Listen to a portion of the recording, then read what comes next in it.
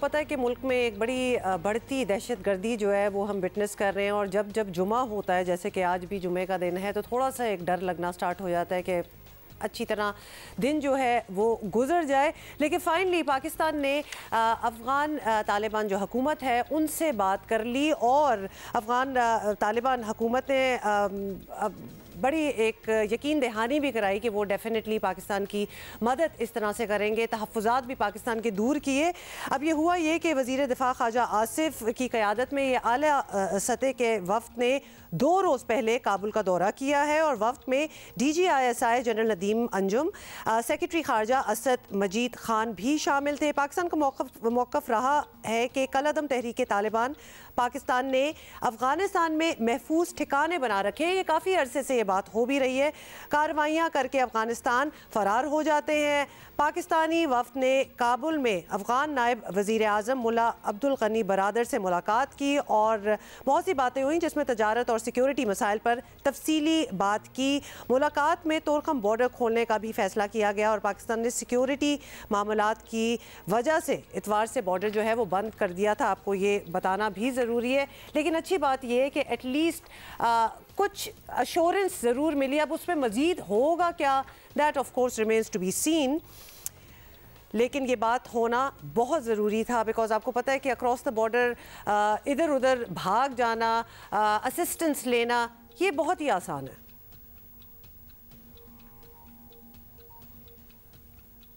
اس پہ ہم ذرا مزید بات بھی کریں گے، اور سینئر صحافی مشتاق یوسفزئی جو ہیں انہوں نے ہمیں جوائن کیا ہے۔ مشتاق یوسفزئی صاحب، بہت دیر سے یہ پرپوز بھی ہو رہا ہے کہ پاکستان کو طالبان حکومت سے بات کرنی چاہیے کہ آپ ایٹ لیسٹ ان کو ٹارگٹ تو کریں، جو TTP جن سے جو سہولت کار ہیں ان کے اکراس دا بارڈر ہیں۔ تو یہ ساری باتیں ہوئی ہیں، اور بتایا جا رہا ہے کہ افغانستان میں موجود TTP کی پناہ گاہوں کے خاتمے کی یقین دہانی ہو گئی ہے۔ آپ کو لگتا ہے کہ اس سے کچھ فرق پڑے گا، اور پاکستان میں دہشت گردی میں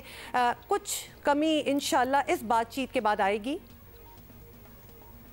میرے خیال میں اس سے پہلے بھی پاکستان نے کوشش کی تھی، اور جب افغانستان میں طالبان کی حکومت بن گئی تھی تو پاکستان نے ان کو اپروچ کیا تھا، اور اس وقت بھی جو پاکستان کے اندر حملے ہوئے تھے تو نہ یہ کہ افغان طالبان کو انہوں نے اس خدشے کا اظہار کیا تھا، بلکہ سیریسلی وان بھی کیا تھا کہ آپ نے دوحہ معاہدے میں ایک کمٹمنٹ کی ہے انٹرنیشنل کمیونٹی کے ساتھ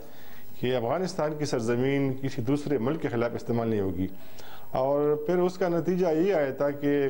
افغان طالبان نے پھر پاکستانی طالبان سے بات کی، ان کو اکٹھا کیا، پھر پاکستان کی حکومت اور پاکستانی طالبان کے درمیان مذاکرات بھی شروع ہوئے تھے، اور یہ انہوں نے بہت کلیدی کردار ادا کیا تھا۔ افغان حکومت نے اسپیشلی جو ابھی ان کے انٹیریئر منسٹر ہے سراج الدین حقانی، تو پہلی مرتبہ مجھے محسوس ہوا تھا کہ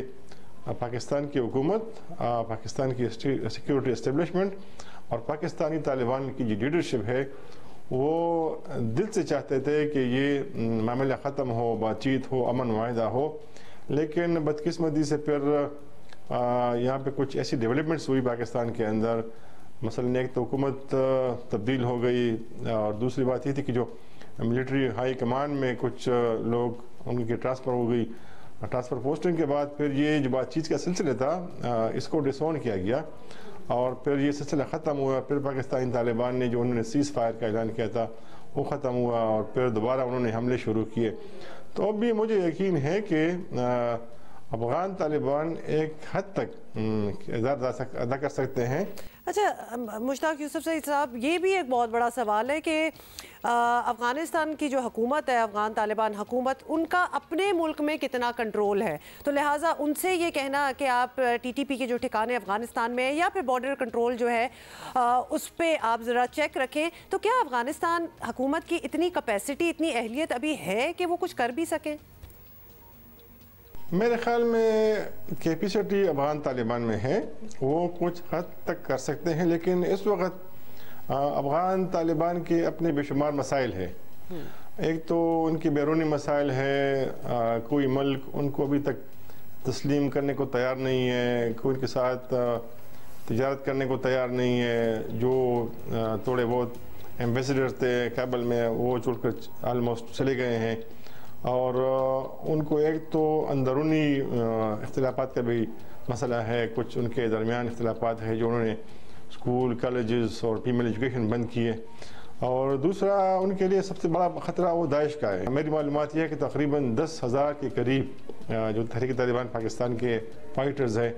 وہ آپ کنڑ سے لے کے جو بلوچستان کی سرحد ہے افغانستان کے ساتھ یہ پھیلے ہوئے ہیں۔ انہوں نے اپنی اسٹریٹجی بھی تبدیل کی ہے، اب وہ ایک جگہ پہ رہتے بھی نہیں ہے، تو انہوں نے یہ جو انسرجنسی شروع کی ہے، 3، 4 اور 10 کے قریب لوگ اکٹھے ہوتے ہیں، حملہ کرتے ہیں، پھر فوش ہو جاتے ہیں، تو اس لیے یہ افغان طالبان کے لیے میرے خیال میں مشکل ہوگی کہ ان کے خلاف کوئی بڑی کارروائی کریں۔ بالکل چیلنجز تو ان کے ڈیفینیٹلی بہت سے ہیں اور بڑے فرنٹس جو ہیں وہ کھلے ہوئے ہیں اگر وہ چاہیں ان کو ٹیکل کرنا۔ اچھا یہ بتائیں، اگر بارڈر کنٹرول ہو جاتا ہے اور واقعی افغانستان جو ہے وہاں کی حکومت کچھ کر ہی لیتی ہے، یہ جو ہائیڈ آؤٹس ہیں TTP کے ان کو بھی ٹارگٹ کر ہی لیتی ہے، تو اس کے بعد پاکستان کی سائڈ پہ پاکستان کو پھر بھی کوئی گرینڈ آپریشن کرنا چاہیے، یا پھر آپ کو لگتا ہے کہ یہ ٹارگیٹڈ کاروائیاں جو ہوتی ہیں وہ بھی کافی ہیں؟ اس وقت تو آپ کو پتہ ہے کہ جو پاکستان کے